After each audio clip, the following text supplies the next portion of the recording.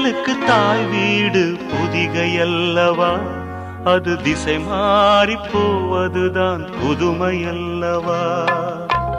தென்றலுக்கு தாய் வீடு பொதிகை அல்லவா, அது திசை மாறி போவதுதான் புதுமை அல்லவா.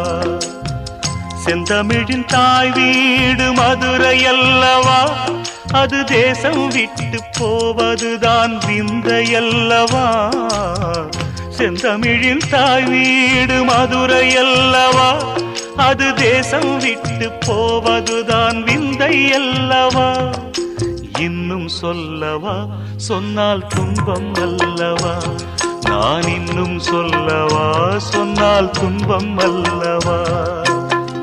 தென்றலுக்கு தாய் வீடு பொதிகை அல்லவா, அது திசை மாறி போவதுதான் புதுமை.